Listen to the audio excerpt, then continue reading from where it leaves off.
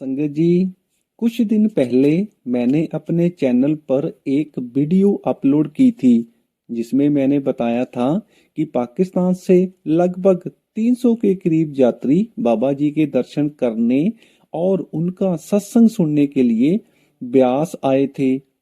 अगर आपने अभी तक वह वीडियो नहीं देखी है तो निवेदन है कि आप उसे जरूर देखें, क्योंकि उसमें बहुत सी ऐसी बातें हैं जो दिल को छू जाती हैं और रूह को जागृत करती हैं।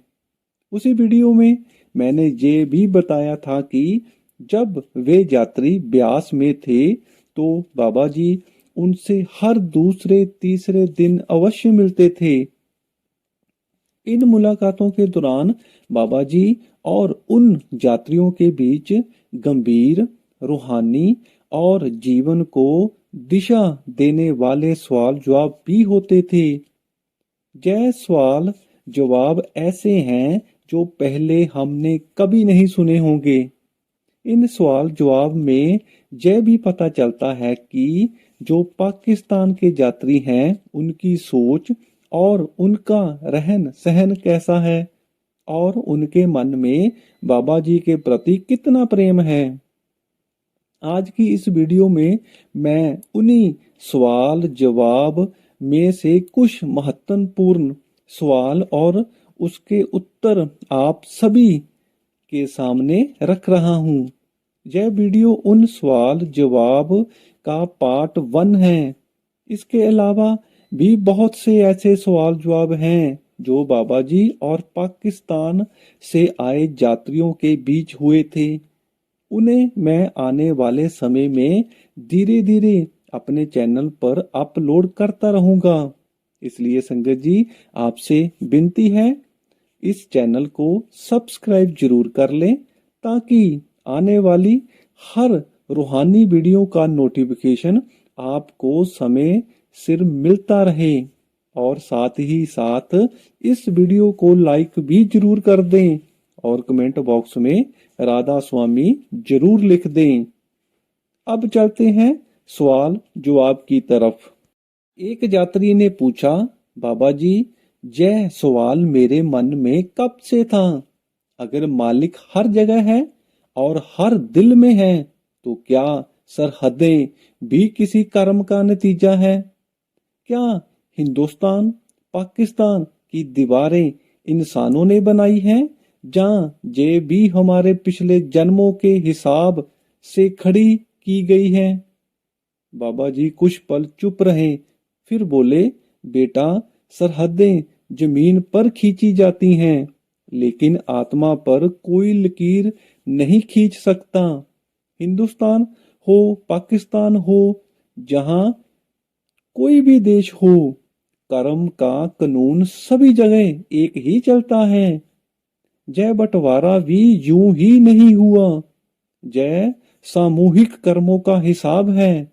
जब दिलों में नफरत बढ़ती है तो धरती पर दीवारें अपने आप खड़ी हो जाती हैं।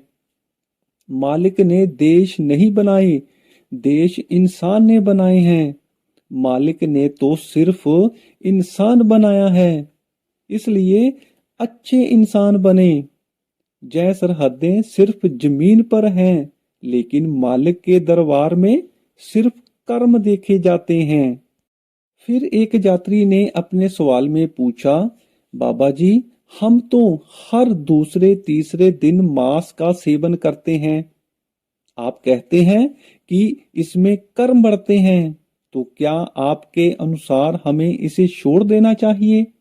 बाबा जी ने बड़ी सहजता से उत्तर दिया और कहा, बेटा, अगर तुम संत मत के रास्ते पर चलना चाहते हो तो यह आदत तुम्हें छोड़नी ही होगी, क्योंकि मांस का सेवन हमारे भजन सिमरन पर गहरा प्रभाव डालता है। भजन सिमरन की तरक्की के लिए मन का निर्मल होना और कर्मों से हल्का होना बहुत जरूरी है। लेकिन मांसाहार से हम अपने ऊपर कर्मों का बोझ और बढ़ा लेते हैं। बाबा जी ने आगे समझाया, अगर तुम एकदम से नहीं छोड़ सकते तो धीरे धीरे छोड़ना शुरू करो। मालिक मन की नीयत देखता है। लेकिन याद रखो, अगर तुम नामदान लेना चाहते हो तो उसकी पहली शर्त यही है कि एक सत्संगी मांस, शराब और अंडे का सेवन नहीं कर सकता, क्योंकि बिना शुद्ध जीवन के शुद्ध भजन सिमरन संभव नहीं है। एक यात्री ने कहा, बाबा जी, मेरा यहाँ पर मन लग चुका है, अब मैं आगे की जिंदगी आपके साथ ही काटना चाहता हूँ। यह सवाल सुनकर बाबा जी के चेहरे पर मुस्कान आ गई। बाबा जी ने कहा, बेटा, यह अच्छा है कि तुम्हारा मन यहाँ लग गया है, यह मालिक की मेहर है। लेकिन यह भी सच है कि इस दुनिया में कोई भी बिना हिसाब किताब दिए आगे नहीं बढ़ सकता। जो कर्म तुम्हारे परिवार के साथ जुड़े हुए हैं उन्हें भी पूरा करना होगा। माता पिता, पत्नी, बच्चे, घर परिवार, यह सब जिम्मेदारियां यूं ही नहीं मिली, यह भी मालिक की ही दी हुई ड्यूटी है। फिर बाबा जी ने हल्के हंसी मजाक में कहा, बेटा, मेरे साथ रहना कोई आसान काम नहीं है। यहाँ ना आराम है, ना अपनी मर्जी, यहाँ तो अपना मन, अपनी चाहत सब छोड़ना पड़ता है। हमने किसी शरीर की भक्ति नहीं करनी, भक्ति तो सिर्फ मालिक की करनी है।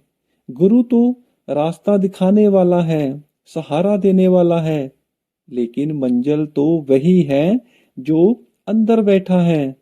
इसलिए बेटा, घर में रहते हुए भी मालिक को याद करो, जिम्मेदारियां निभाते हुए भी नाम से जुड़े रहो, यही सच्ची भक्ति है। फिर एक यात्री ने बड़ी निम्रता और सच्ची जिज्ञासा के साथ बाबा जी से सवाल किया। उसने कहा, बाबा जी, मुझे नामदान मिला हुआ है। जब भी मैं भजन सिमरन में बैठता हूँ, कभी कभी कोई दोस्त या रिश्तेदार मुझे देख लेते हैं। वे मुझसे पूछते हैं, आप क्या कर रहे हो? ये कौन सा रास्ता है? क्या इससे कुछ मिलेगा? फिर वे पुण्य पाप के बारे में भी कई तरह के सवाल करने लगते हैं। बाबा जी, ऐसी स्थिति में क्या मुझे उन्हें भजन सिमरन, नामदान, पुण्य और पाप के बारे में समझाना चाहिए? यात्री की बात सुनकर बाबा जी बहुत प्रेम से मुस्कुराए और बोले, बेटा, सबसे पहले हमें अपनी शख्सियत ऐसी बनानी होगी कि लोग हमें देखकर, हमारे आचरण को देखकर, हमारे व्यवहार को देखकर अपने आप पूछें, आपके जीवन में ऐसा सुकून कैसे है? आपके चेहरे पर ये शांति कहाँ से आती है? बाबा जी ने आगे कहा कि रूहानी रास्ता शब्दों से नहीं बल्कि जीवन से प्रचारित होता है। अगर हमारी बातों और हमारे कर्मों में अंतर है तो हम चाहे कितनी भी अच्छी बातें क्यों ना कर लें, सामने वाले के मन में प्रभाव नहीं पड़ता। उन्होंने स्पष्ट शब्दों में कहा, हमें इस दौड़ में नहीं लग जाना चाहिए कि क्या सही है और क्या गलत है, और हम हर किसी को बैठकर समझाने लग जाएंगे। किसी को समझाने से पहले यह देखना जरूरी है कि क्या हम खुद मालिक की बताई हुई बातों पर पूरा अमल कर रहे हैं या नहीं। बाबा जी ने यह भी समझाया कि भजन सिमरन दिखाने की चीज नहीं है, यह तो अंतर की साधना है, यह अंदर की यात्रा है। अगर हम सच में सच्चे मन से नाम का अभ्यास कर रहे हो तो उसका असर हमारे स्वभाव में, हमारी सहनशीलता में, हमारी वाणी में और हमारे व्यवहार में अपने आप दिखाई देगा। लोग खुद ही आकर्षित होंगे, खुद ही पूछेंगे, और तब भी हमें हंकार में आकर उपदेश नहीं देना चाहिए, बल्कि केवल उतना ही कहना चाहिए जितना सामने वाला समझ सके और जितना उसकी जिज्ञासा हो। बाबा जी ने अंत में बहुत प्यारी और सीख देने वाली बात कही, जय ठीक है बेटा, अगर हम किसी को मालिक की राह पर लेकर आते हैं तो वह बहुत बड़ा पुण्य है। लेकिन उससे भी ज्यादा जरूरी है कि पहले हम खुद उस राह पर सच्चाई से चल रहे हों। पहले अपनी तरफ देखो, अपने जीवन को संवारो, अपने अंदर बदलाव लाओ। जब दीपक खुद जलता है तब ही वह दूसरों को रोशनी दे सकता है। अगला सवाल एक महिला ने किया, बाबा जी, अगर मुझे यहाँ से नामदान मिल जाता है तो क्या मुझे दर्शनों के लिए और सत्संग सुनने के लिए भारत आना जरूरी है? क्योंकि हमारे देश में ना तो कोई सत्संगर है और ना ही हमारे नजदीक कोई ऐसा स्थान जहां हम सत्संग सुन सकें। आप भी वहां पर नहीं आते। ऐसी स्थिति में हम क्या करें?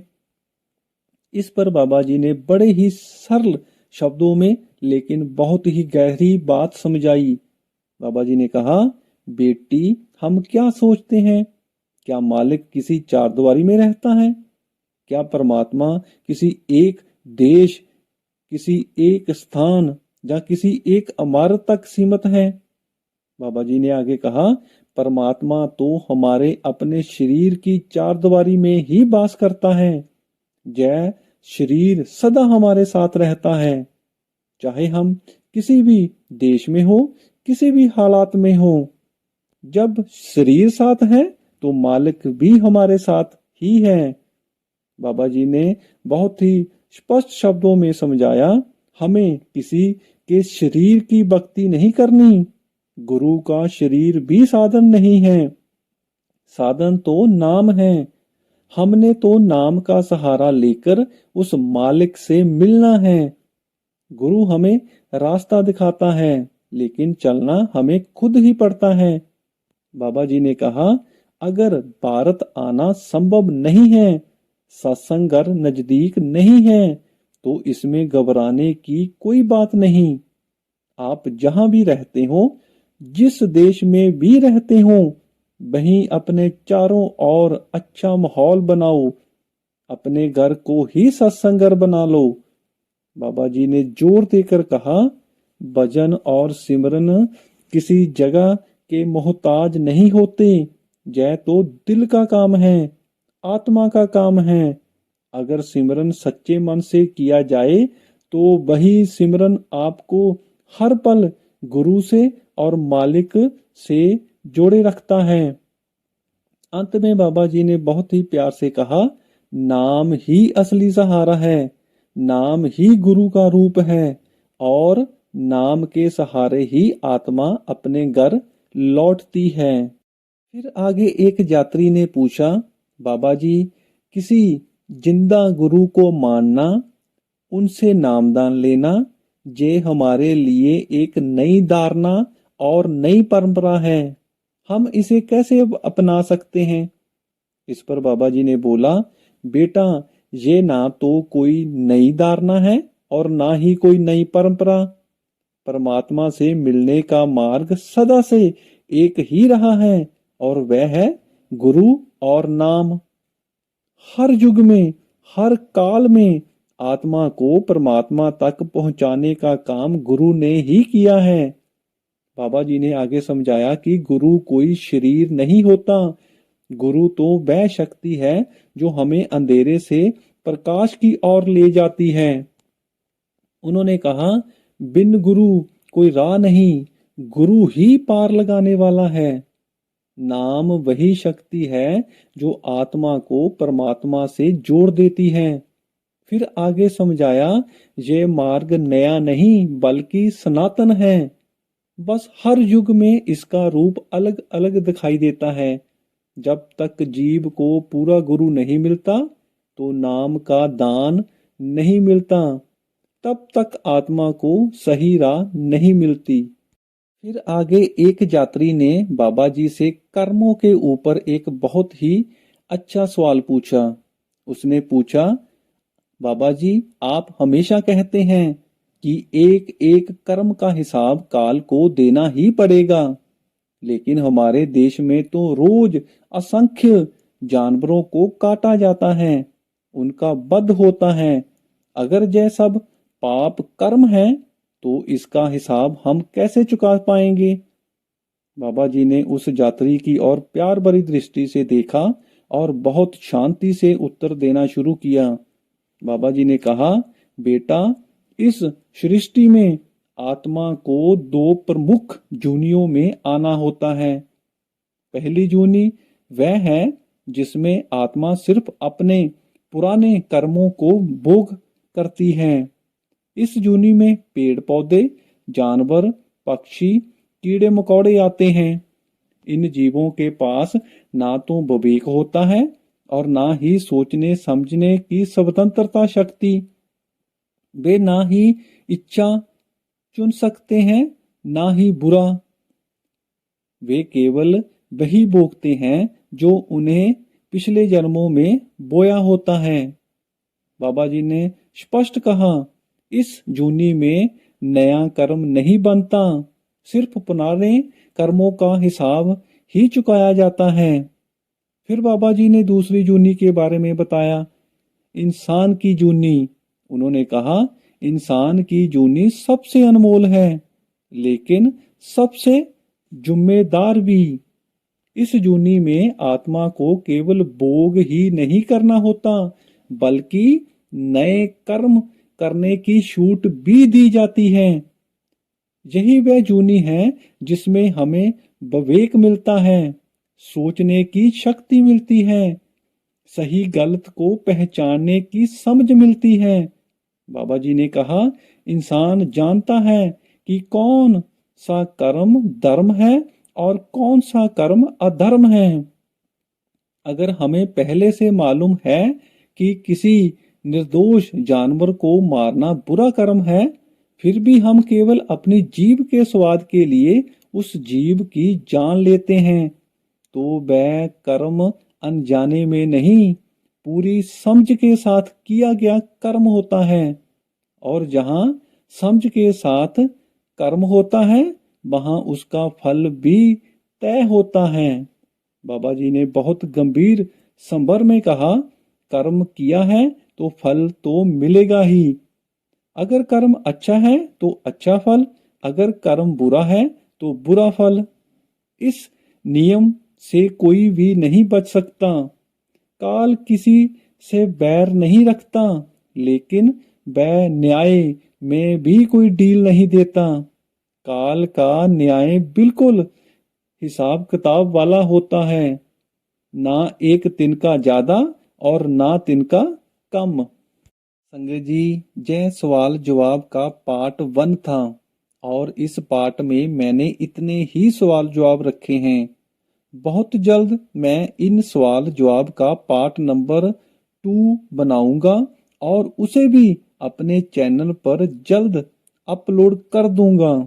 लेकिन उस पार्ट का आपको नोटिफिकेशन मिल सके, इसलिए आप इस चैनल को सब्सक्राइब जरूर कर लें, ताकि आपको समय पर उस पार्ट का नोटिफिकेशन मिल सके। और साथ ही साथ इस वीडियो को लाइक भी जरूर कर दें और कमेंट बॉक्स में राधा स्वामी जरूर लिख दें। राधा स्वामी जी।